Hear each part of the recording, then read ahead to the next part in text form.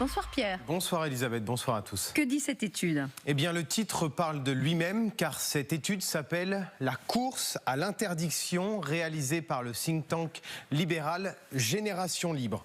D'abord, elle recense toutes les initiatives parlementaires ayant proposé une nouvelle interdiction, des députés comme des sénateurs, par des amendements ou par une proposition de loi. Le chiffre est saisissant. 287 pour la seule année 2025.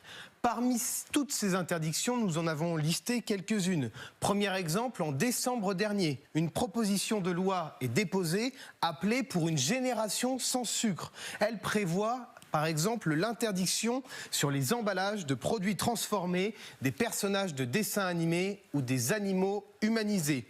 Vous allez le voir, par exemple, le lapin Nesquik, l'abeille de Miel Pops ou encore le petit chien de Choc-à-Pic, eh bien, il serait tout simplement effacé et l'emballage serait bien différent.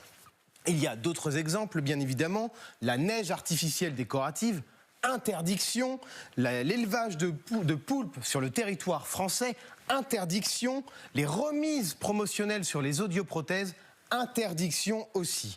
On trouve aussi bien évidemment des textes qui peuvent faire plus consensus, comme l'interdiction du démarchage téléphonique, la vente de chiens et de chats dans les foires de salon ou la capture d'animaux grâce à des pièges à colle.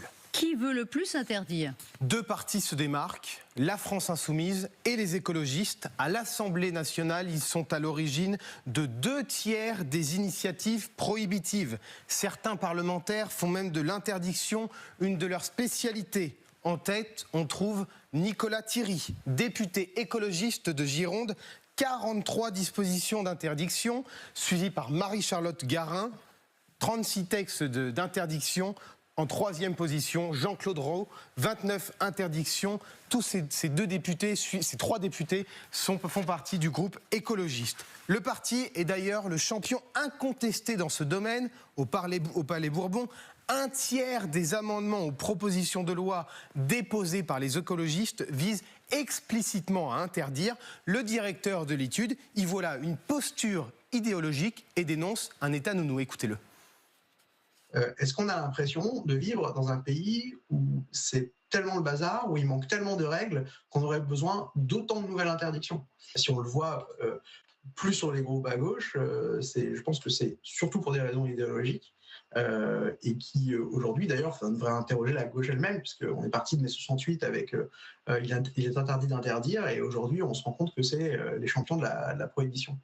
Remontons encore un peu plus loin dans le temps avec cette phrase de Tocqueville, vieille de presque 200 ans, mais qui prend tout son sens à la lecture de cette étude. Le philosophe disait à cette époque, il décrivait l'action de l'État, je cite, un réseau de petites règles compliquées, minutieuses et uniformes. Il ne détruit point, il empêche de naître, il ne tyrannise point, il gêne, il comprime, il énerve, il éteint. Il est bête. Et bien voilà, ça c'était le réquisitoire à l'époque, il y a 200 ans.